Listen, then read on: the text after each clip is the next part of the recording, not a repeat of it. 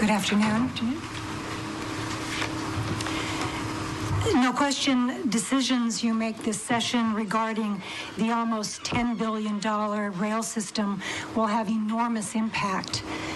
We all want to do the right thing, and I can certainly appreciate the challenges you face. I oppose Senate Bill 1183, SD 1 and 2. I urge you to pause at this critical juncture to allow both city and state decision makers to thoroughly review the new report of the Honolulu Rail Transit Task Force. It's a group of concerned local architects and planners. Their January 2017 report strongly recommends that the current rail plan be modified to reflect option 2A. It's a rail system option that the FTA approved for funding in its December 2016 report to the city.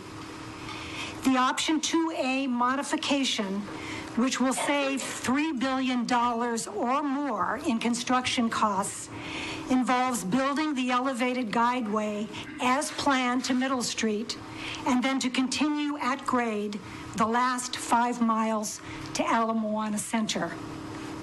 In a nutshell, the recommended modification will not only save billions in construction and maintenance costs, it can be completed in the year 2020 instead of 2025, will have far less visual and environmental impacts downtown, can operate at nearly the same speed as elevated rail from Middle Street to Ala Moana, and perhaps most importantly, it is flexible enough to be extended cost efficiently in the future beyond Ala Moana to UH and Waikiki, something that is simply not possible with the current rail plan. Without question, option 2A deserves our attention.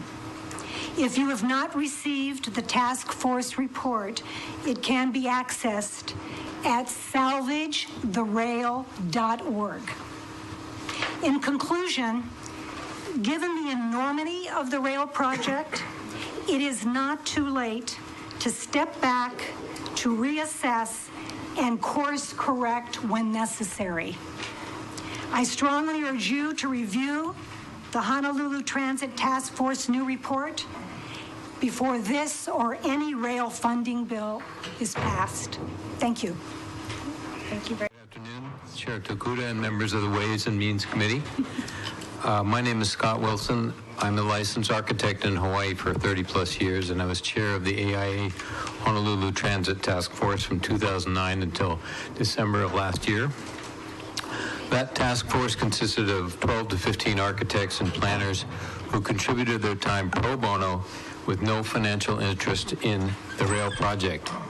We concluded after 7 years of research, the rail project actually can be completed within the existing budget without need for further GET extension by bringing it down to street level at Middle Street and continuing into town on existing roads, providing a much more useful transit system than the proposed elevated structure. Now, I believe you all received maps in your offices. I've distributed these in everybody's office today that shows phases 1, 2, and 3. But first, let me just give 3 major reasons why I am opposing Senate Bill 1183, both SD1 and SD2. The HART rail project was begun and has been continued under the assumption that there are no alternatives to elevated rail at this time. And yet the FTA has included several options for completing HART without a fully elevated route. Option 2A in particular, as listed on the HART website, consisted of street-level rail after Middle Street, and this option still remains on the table.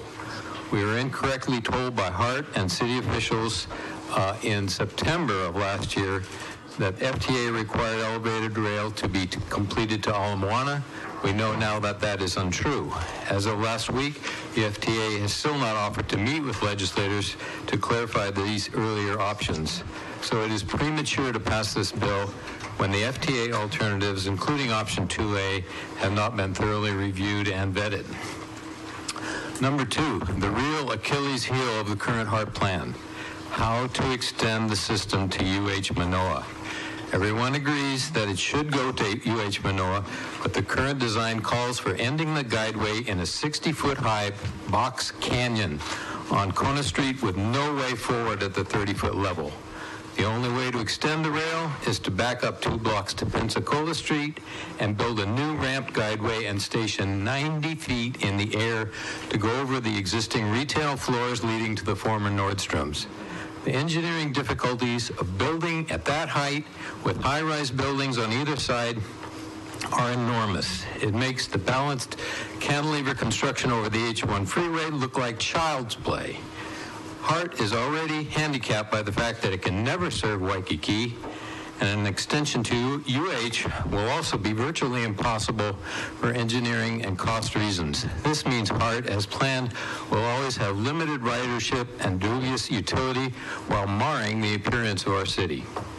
Finally, number three, this bill gives blank check funding to a project that has already gone from $4.6 billion to $10 billion, with only 30% of construction complete through the least complicated segment of the route.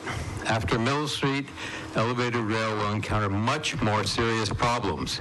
Utility line relocation, unstable coral soils, existing high-rise buildings 30 to 40 feet away, mitigation requirements for historic sites, and native Hawaiian burials.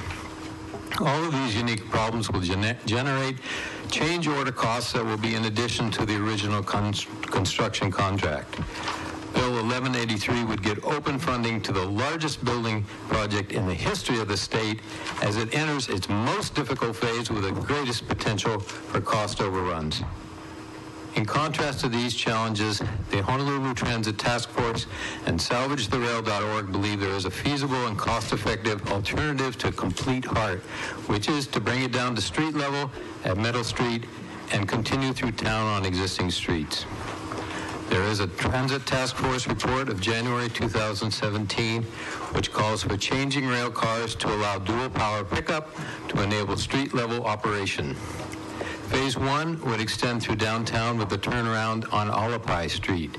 This version would meet requirements for federal funding, yet be inexpensive enough to be completed with existing funding, with no tax extension required. Even with the time needed for an EIS supplement and redesign of construction drawings, this alternative could be completed in 4 years and at half the time needed to complete HART to Ala Moana. Phase 2 can extend from there on city streets to UH with a further Phase 3 extension into Waikiki. We believe street-level rail has additional benefits of great consequence. The at-grade lines would run through and around the areas of Honolulu where people actually work and live. It has the makings of a real urban transit system, easily accessible from city sidewalks. It can support TOD throughout its route, bringing much-needed revitalization to our urban core. This is proven technology, already in use in 38 medium-sized cities throughout the U.S. On behalf of the Honolulu Transit Task Force and SalvageTheRail.org, I urge you to defer SB 1183, SD1, and SD2, and instruct the city and HART to consider street-level rail for the urban core. Thank you for this opportunity to testify. Thank you.